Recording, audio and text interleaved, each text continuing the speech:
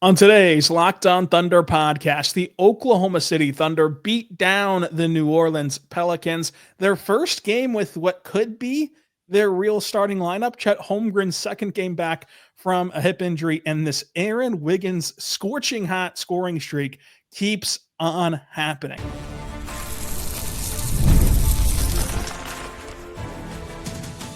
You are Locked On Thunder, your daily Oklahoma City Thunder podcast. Part of the Locked On Podcast Network, your team every day. Let's get it going on the Locked On Thunder podcast on the Locked On Podcast Network, your team every day. I am your host, media member, and beat writer for Thunder on SI, Rylan Stiles. Follow me on Twitter at Rylan_Stiles. Follow the show on Twitter at LO Thunderpod. Email the show, lothunderpod@gmail.com. On today's show, we're diving into the Oklahoma City Thunder beating down the New Orleans Pelicans. Aaron Wiggins keeps his scorching hot shooting streak and scoring streak alive. Chet Holmgren returns, and some fun stuff with lineups from Mark. We're here with Brandon Rahbar. Brandon Rahbar on Twitter, dailythunder.com.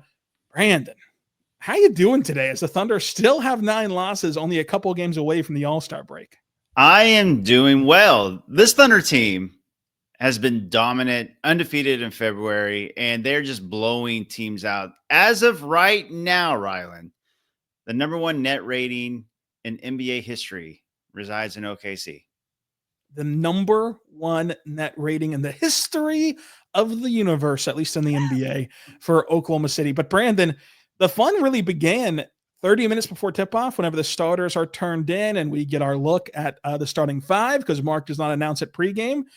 It was Shai, Lou, J-Dub, Chet, Hartenstein. That was the first 5 that people had been dreaming of since the day that Isaiah signed in Oklahoma City this summer.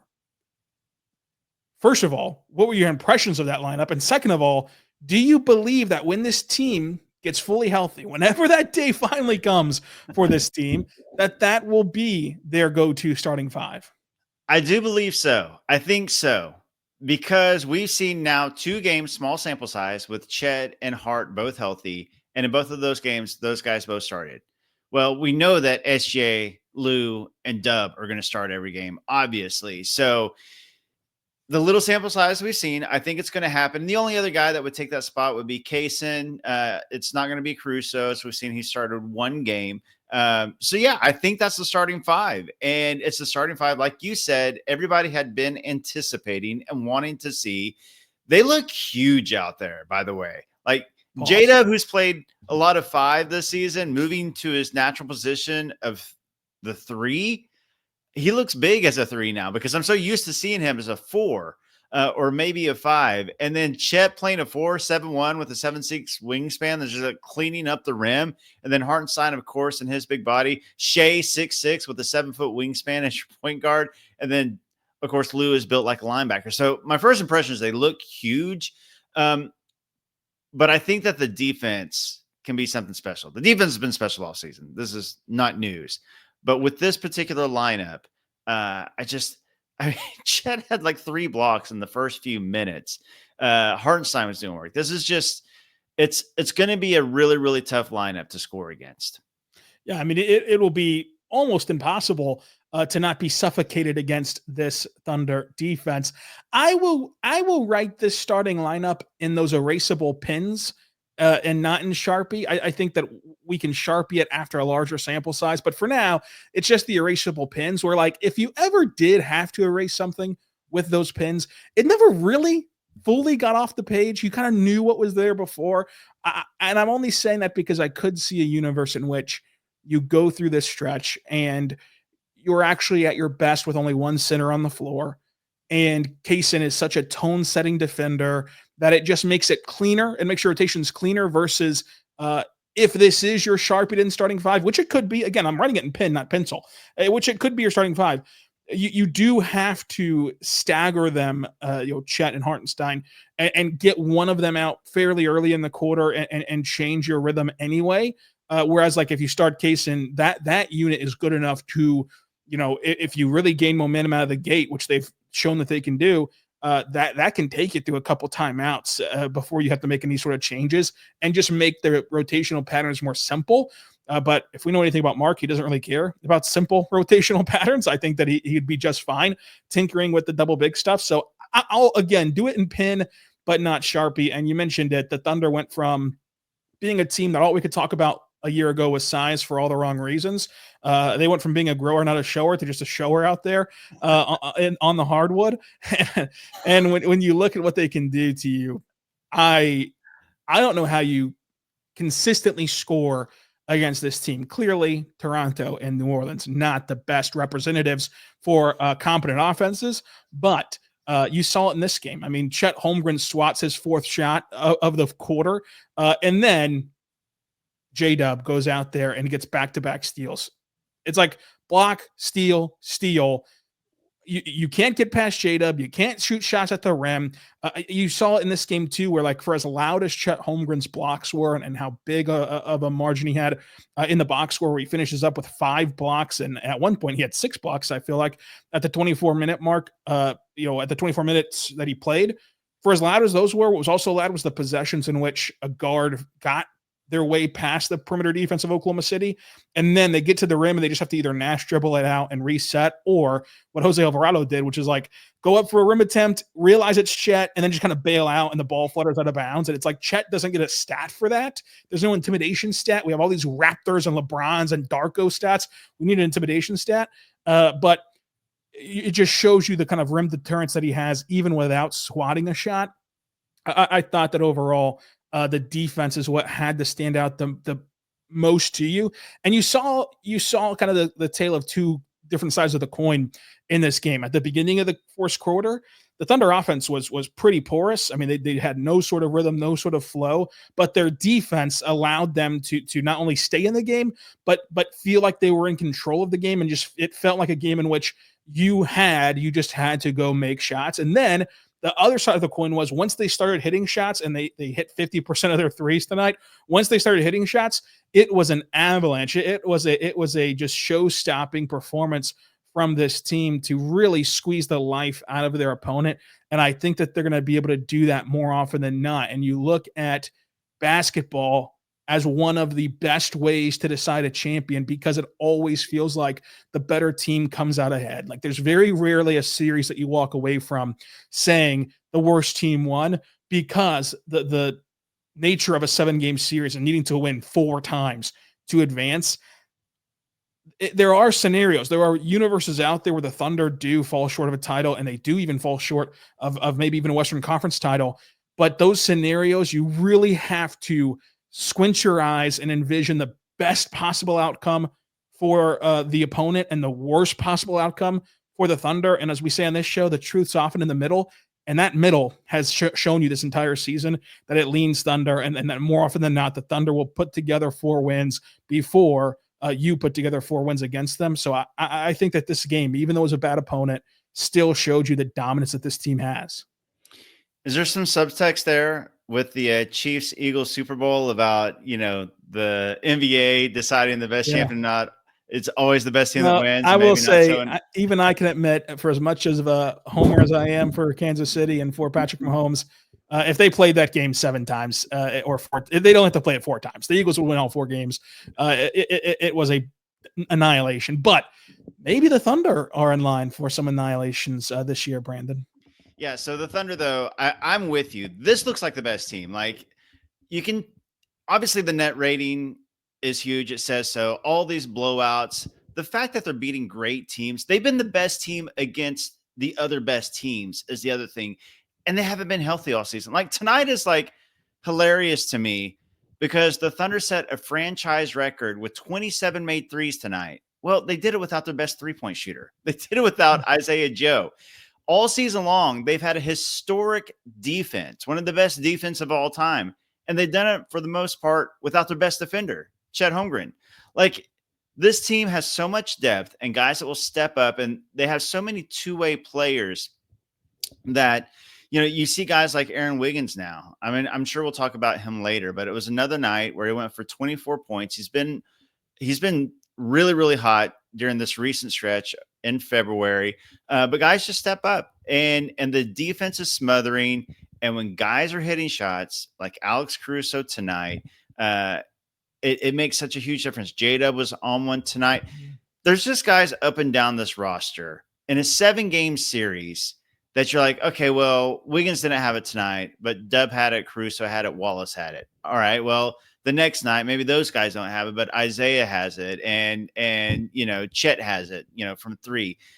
All these guys are capable defenders. All these guys are capable shooters and scorers. There's so many creators as far as making the best pass, hunting for the best play, making the smart, right decision. I thought Alex Caruso said something really interesting tonight. He said this time of year, the team that plays the hardest has the advantage. And I think that we do a good job of playing hard.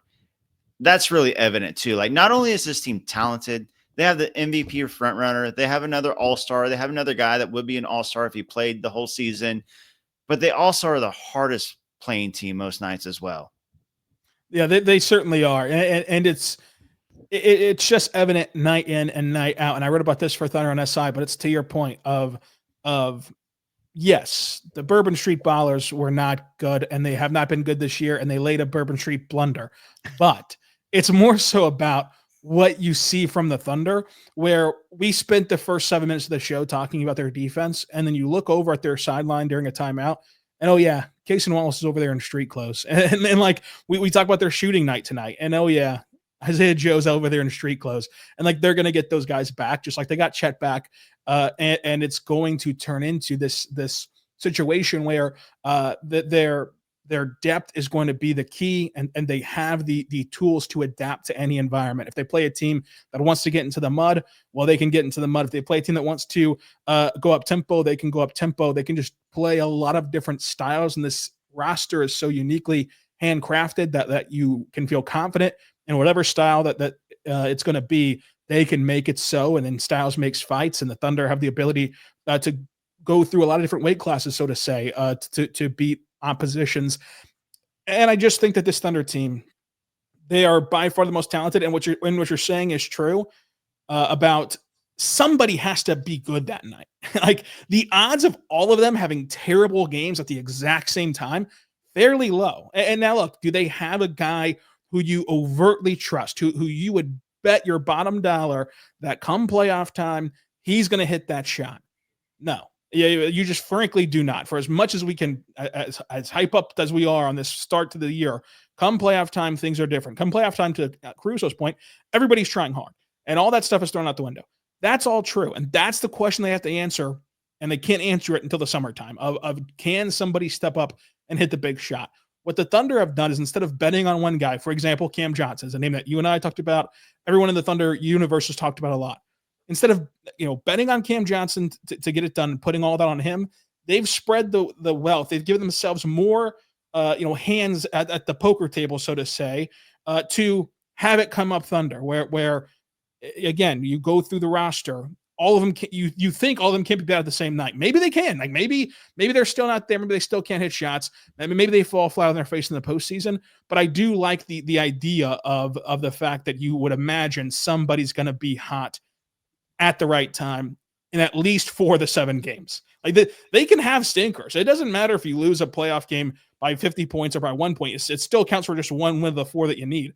So it's not as though they're going to be perfect and go sweep every single team. But can you get 4 before they do? And the track record to this point of the season says that they're going to be able to do that. They just have to go prove it. Coming up, we'll talk about one of the biggest keys in doing that, which is Aaron Wiggins. Is this just a hot streak in February, or is this something that the Thunder can start to count on? But first, I want to say right now, up our good friends over at Open Phone. Folks, take Brandon as an example. You're running a small business, and it means you wear a lot of different hats. And so your personal phone becomes your business phone, and you don't know what to do because you're juggling customer calls by day and at night, and you have your family calls and your personal calls. And as your team grows, it becomes impossible to manage everything. Brandon has 17 jobs, and they all need something from him. And so with Open Phone, what Brandon can get is the #1 business phone system designed to help you keep your work and personal life separate. At just $15 a month, the cost of a few cups of coffee is a complete and transparent and visible introduction into everything that you need to make your business phone number. Open Phone works through a app on your phone or computer, and its integrations help you make your life more seamless. It also has integrations with HubSpot and hundreds of others. That way you can use the AI-powered call transcripts, and you can also be able to have the summaries of what the call was about. That way you can keep track of your rundown of your calls and action items the second that you hang up. So if you missed a call, no problem. The automated voice messaging system goes directly to your customer, ensuring that you never miss an opportunity to engage with them. Right now, Open Phone is offering 20% off your first 6 months when you go to openphone.com/LockedOnNBA. That's OPENPHONE.com/LockedOnNBA for 20% off 6 months. Openphone.com/LockedOnNBA. And if you're existing number with another service, guess what? Open Phone will port that number over with no additional charge at openphone.com/LockedOnNBA. We're back on the Lockdown Thunder podcast, on the Lockdown Podcast Network, your teams every day. Talking Thunder basketball as OKC beats New Orleans. Brandon, this streak from Aaron Wiggins, it just keeps happening. Every single game, you're like, okay, the 40-point game was nice. The double-digit scoring games have been nice, but at some point it's got to revert back. And tonight he goes for 24 points. He came into the game averaging 25 points per game in February. And I look at him and you try to figure out, is he in the midst of just a scorching hot stretch? Where does this level off at? I do think if this was March, people would be claiming Mickey Mouse March, but luckily for Aaron, there's no February alliteration for him to get through. I think that the truth is in the middle with Wiggins as well, because is he going to be a 25-point per game scorer? No. It's cool to think about. It's fun for the memes of he's safe basketball. It's not the reality. But he's shown the scoring prowess that he's displaying right now before. Now, it's not been as loud as 25 points per game. I think that this is his best streak as a scorer. But even going back to his first ever summer league in Oklahoma City, you saw the ways that he can impact the scoreboard on the offensive end. And his first year, whenever this team was not expected to go win a championship, you saw the ways that they were able to get him some developmental reps to show you just how good that he can be offensively. And then the reins kind of got pulled in on him, where you got a team that was littered with talent. You had, Josh Giddey, who was the number 6 overall pick, and you had to shoehorn him into the starting lineup. You had to give him opportunity. You had to give him reps. You had to figure out what to do with Josh Giddey. That decision gets made. And after that decision's made, it opens up 30 minutes a night. It opens up on-ball chances. It opens up a key part of your system to where Wiggins has been able to slide into that this season, especially here since the turn of the new year, and fill that role admirably. On the offensive end, and then defensively, he's still coming around. He's not a great defender. He's not even a good defender yet, but he's getting to that average to above average point as a defender, which, surrounded by 4 other elite guys, is more than passable, for this Thunder team. So again, is he going to average 25 points a game? No. Is this the start of Wiggins becoming someone who can average that mark? Of course not. But it is the start of Wiggins, I think, getting more comfortable with the idea of, we try to figure out, well, who's going to score when Shai's off the floor? Who's going to be this secondary creator? Who's going to be this secondary go-to scorer for these secondary units? I think it's going to be Aaron Wiggins. I don't think it's going to be this loud. I don't think it's going to be this flashy. But when you look at the playoffs, Shai's going to sit 8 minutes in the playoffs. Mark still went 10 deep in the playoffs, but Shai still played what you historically think about a superstar playing in the playoffs. So Shai will sit for 8 minutes of the 48. And in those 8 minutes, that can be a time where you now feel good about what Wiggins can do on the ball. You feel good about how Wiggins can create. And we've been saying on this show the entire season, even before the turn of the new year, before the start of this February streak, that he's your third best player at getting to their spots on the ball and becoming a scorer. And that's why I didn't love him in the starting lineup whenever they were shuffling him, Joe, and Kaysen in there to start the year. But I've always banged the drum for more Wiggins opportunity. He's gotten that now. He's done excellent at it. I do think that there is going to be some return to earth. I don't believe he'll just become a 25-point per game scorer. But come playoff time, this is what it takes for the Thunder to win a series. This is what it takes for the Thunder to win multiple series. This is what it takes for the Thunder to win a title. You need him to be the next guy in the line of many guys who have helped the team win the title, like a Max Strus, or at least get there, of course, for Max Strus, but who's helped the team go on a deep playoff run. And every time that losing fan bases are forced to watch them play, they say, "Man, I'd really love if this team could go get Max Strus. I'd really love if this team can go get insert player here who had an amazing playoff run." And Wiggins is going to need one of those for all the stars to align for this Thunder team. And the fact that he's finding that confidence right now is big for Oklahoma City. Yeah, Aaron Wiggins is an X factor in the playoffs for the Thunder. I mean, you know what the Thunder are going to bring with SGA, MVP frontrunner, and Chet and J-Dub. And then you got Lou, Hartenstein, and Caruso. Like, I think those are kind of the tiers. You got like the tier of your big three that you're building around. Then those guys with Dort, Hartenstein, and Caruso. And then Wiggins is there with like Isaiah Joe and Cason Wallace, kind of like the next three that could be X factors, I think, for the Thunder in any given playoff series that could swing a game. And Aaron Wiggins in this stretch, he's scored 24 plus back-to-back games, 17 plus in 4 straight games, 13 plus every game in February, all 6 games. That includes that 41-point game. And to me, what's even more impressive, he shot 50% or better in every single one of those games. So it's not just the fact that he's scoring, is that he's scoring efficiently. He's shooting so well from 3. And like you said, he's picking his spots. And he's just a guy that, given the opportunity, every time he seems to rise to that opportunity. And to your point about defense, Mark Daigneault was asked several times about Aaron Wiggins in the post game. And what I thought was interesting was that he said, he's been playing much better defense as well lately. Like, I don't want the offense to overshadow what he's been doing defensively. So, which is big, I think, for Wiggins' opportunity, because as we know, the Thunder, you got to play both sides. If you're not playing defensively, if you're not bought in, if you're a liability on defense, they're not going to play you, and especially not in the playoffs. Well, Aaron Wiggins has earned Mark Daigneault's trust on the defensive end. And I mean, I guess it goes back to like the Skittles and broccoli, but This is a pretty extreme example because there's been a lot of Skittles because Aaron Wiggins has been scoring a lot. He's been playing great. But I'm just happy for Wiggins. He's in competition for best number 55 pick of all time with Patty Mills, right? It's him and Patty Mills, right? It for sure is. And on the defense, and we'll talk about his offense again in the next segment because Wiggins deserves a couple segments here. But the defense, I've asked Wiggins about this now twice, and then Mark today. Starting with Mark. Mark mentioned, because he did mention about the defense improving, and this is a topic that me and Wiggins have talked about. So I wanted to ask Mark, what specifically has he improved with? And he mentioned the system skills and all that stuff, but he also said, like, Wiggins is a good athlete. He's not a great athlete. Wiggins has good size. He doesn't have great size. And so all these things start to add up against Wiggins in the defensive category. But to Wiggins' credit, he competes, and he competes his butt off on that end of the floor and still gives you efficient offense. And so I think that the ceiling for Aaron Wiggins, and it's hard to put a wet blanket on this stretch, I think that the ceiling for him is an above average defender. And if the Thunder can stay healthy, he can get to a borderline good defensive status, because like when you think about Wiggins and why he's gotten the rap as a bad defender, I think it's twofold. Number one, comparatively, he does look bad because comparatively you have like elite defenders at every single position.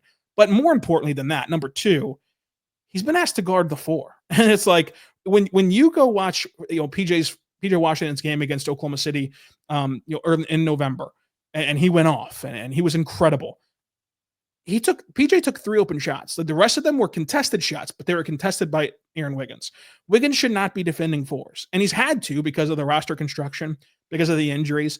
But now in a game like this, and of course, New Orleans does not have threatening offensive players right now, but you just see positionally, like what Mark was talking about with his size and athleticism, positionally getting to guard 3s as your biggest position, and then mainly 2s for Wiggins, that does wonders for him, and it makes him and I don't say this derogatory at all, but makes him more hideable defensively because he is such a good system defender. He does know what to do. He understands positioning.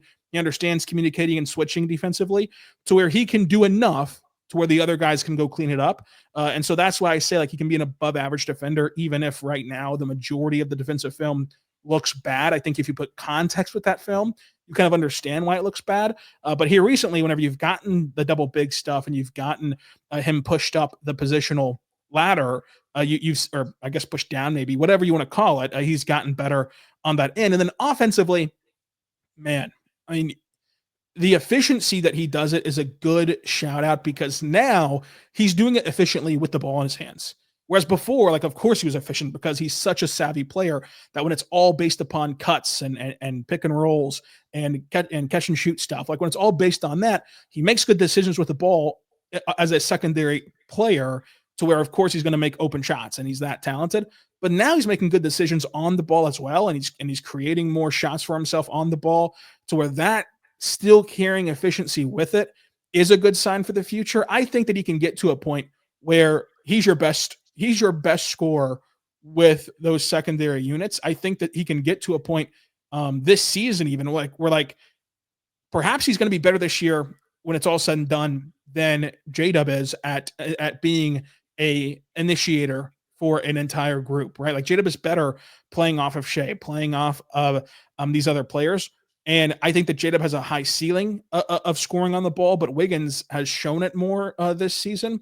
So it's just another example of having more bites at the apple. That's a big phrase that Sam liked to use about draft picks, but it's true in this sense about scoring. Everybody's so concerned about the Thunder's offense come playoff time, and it is a concern because we haven't seen them do it yet.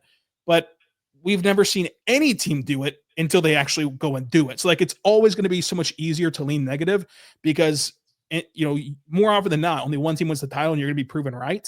But just based upon the facts that we do have this season, the fact that now instead of like J-Dub last year coming up short as a go-to scorer for these staggered lineups and not being able to survive the backup Chet minutes, now you give yourself another guy in Wiggins who you can go to if J-Dub does not have it offensively that night. And you've shored up your backup front court rotation to where they fixed the two biggest issues from the playoffs a year ago. And now it comes down to hitting open shots. And you think that in their second go around, they're going to do that. So with Wiggins, don't expect him to be a 25-point per game scorer. That's an unfair standard to hold him to. But using his prospect history from Maryland, using his summer league history, using his history from when this team was bad, you can expect him now with more consistent opportunity to be a viable offensive option, which is why on Locked On Thunder, you've heard me consistently talk about needing more Aaron Wiggins minutes, and you're seeing it all play out now to the highest order.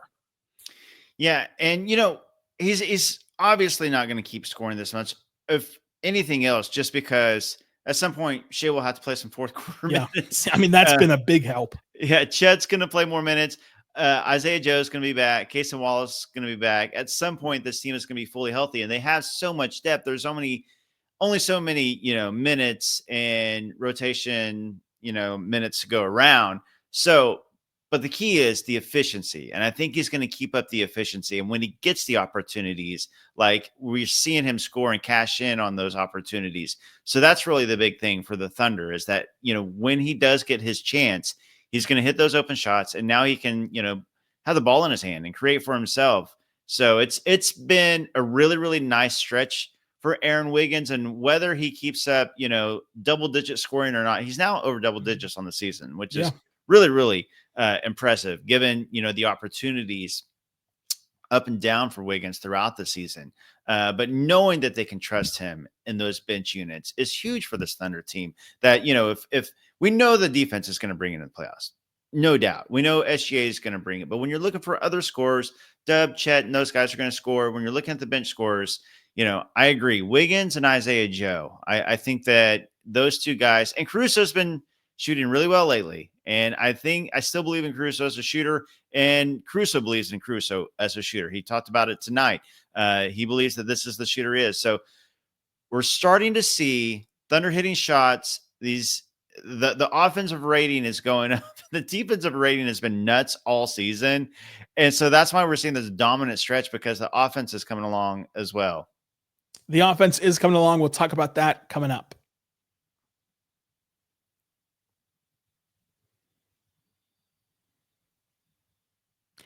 We're back on the Locked On Thunder podcast, on the Locked On Podcast Network. I'm Rylan Stiles, host of Locked On Thunder. Joining us today is Brandon Rahbar, DailyThunder.com, 1077 The Franchise, and OKC Dream Team. Brandon, when you look at this game offensively for the Thunder, a couple things stuck out. Number one, in that first quarter, I don't know about you, but I did not think that Shai had it tonight. Whatever it is, I mean, he was missing shots that he normally makes. And it was like, okay, this is an off Shai game.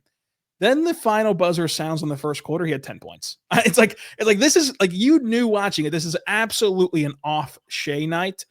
And he had 10 points. And then he does not play the fourth quarter, the 14th fourth quarter that he sat out of, and he scored 31 points on 50% shooting. And the whole night, it was like, okay, this is an off night for SGA. So like just the fact that the Thunder have another scorer like this, have another player like this, given their rich history in this relative small time in Oklahoma City, is really impressive. And the fact that Shai can have an off night where he still shoots 50% and scores 31 points and does not play the fourth quarter is impressive of its own right, of how talented Shai is. Yeah, there's been a couple of games recently where it's been like a bizarro Shai game where he hasn't shot very well from 2-point range, but then he's been killing it from 3-point range. And tonight was another one of those nights. He shot 4-9 from 3, which obviously helped out with his efficiency and helped getting to 31. But you see it coming with Shai. It's so funny. Like you said, he only had a couple of points through like the first 8 minutes, 8.5 minutes, and he ends up with 10 because he had a 4-point play. That helps obviously quite a bit. He's just a special scorer. He's the league's best scorer right now. He's the best scorer in the league right now. And when a guy can average 32.5 on incredible efficiency, and he's now missed 14 fourth quarters, that's like 28% of the season. He's had to miss the fourth quarter, and he's still leading the league in points scored. Shai, if an off night is 31 points on 50% and 3 steals and a block, I mean, it sounds like an MVP to me, Rylan. It does sound like an MVP, and Jokic is growing in momentum this week, in the last couple of weeks. My MVP stance is pretty simple, and I know that it's more passionate for others, and it's more kind of course, passionate to fans especially. But from my vantage point, if you want to give it to Jokic, I'm not going to say it's an idiotic vote. If you want to cast your vote for Jokic, it's not just stupid and dumbfounded and blasphemous or whatever. I will say, if you cast that vote for Jokic, you're casting the vote to change league history, because you should never in the history of Jokic's career, until he's washed and retired. And I think that Jokic is a player who won't let himself rot away in the NBA. He's going to get out while he's still good. So for the rest of Jokic's peak, which should be for a while, because his game will age gracefully, he's the MVP. He's the MVP, because guess what he's going to do next year, Brandon? He's going to put up Paul Bunyan-like numbers, average a triple-double, and carry a Nuggets roster that we don't believe is all that great in the regular season, and carry them to a top 4 seed, number 2 seed, number 3 seed, something to that degree. He's going to do that again next year, and the year after that, and the year after that. And so then what has to change in that for you to stop voting for him? If you don't have voter fatigue now, which is the only thing you can really knock against Jokic, then when are you ever going to have it? And it's fine if you want to vote for him. I really sincerely believe that. It's just that we've never done that before in the history of the NBA. If he gets this MVP, he'll match LeBron for total MVPs. If he gets one more, after that, he'll match MJ. It's so LeBron and Jordan never just got handed the MVP over and over again, even though they were deserving. And I'm not saying handed as in it's a charity MVP. Those guys deserved more MVPs than they got. Jokic deserves this MVP based upon stats and all that, and resume and all that stuff. It's just that we've never done it before, though. We've always let other guys win the MVP award. And perhaps that was always wrong. Perhaps we should have always been just voting for LeBron and always just been voting for Jordan. Maybe we got the whole history of the league wrong, and now is the time to change it. But if you do vote for Jokic, which is, again, perfectly fine, then you got to vote for him again next year, because there's nothing that anyone else can do than what Shai's done to dethrone Jokic. There's nothing, because what Shai's done is live up to the preseason hype, as everything from the preseason perception falls apart around him. I mean, no Hartenstein to start the year, no Holmgren after November 10th, and yet there's a chance if they can pull off 2 more wins, he'll have 9 losses at the All-Star break. Nothing about this success, other than their record, has been indicative of what we thought this team would look like in the preseason, and that's a testament to how great that Shai's been. And perhaps it's still not enough to win the MVP. And again, I don't think that that's an awful vote. I think that you can make a strong case for Jokic. But if you make that case this year, it's the exact same case next year, and the exact same case the year after that, and the year after that, to where it's just turned into the Jokic MVP award. He'll get the naming rights to the MVP award. And from here on out, even when Jokic is done, every year, who's the best in the league, he gets the trophy. And that's just going to be the bottom line of what should happen the rest of the league if he gets it this year. So he certainly sounds like the MVP to me. He does. And look, I think the thing that's overlooked here is, look, the Nuggets may climb up to even the number 2 seed. Like we've seen the Rockets kind of free fall lately. I think that, the Nuggets have some momentum, and so do the Lakers. And I could see them passing the Grizzlies and being the 2 seed. But there is still an ocean's difference between the Thunder record at number 1 and what maybe the Denver record at number 2. We're talking right now like a 9-game difference, 10 fewer losses than the Nuggets right now. And as you said, Shai's done this with a multitude of injuries all season long. Shai's leading the league in scoring. He's doing it efficiently. He's second in the league in steals. That's the other thing. Like, for some reason, defense just does not get talked about whatsoever.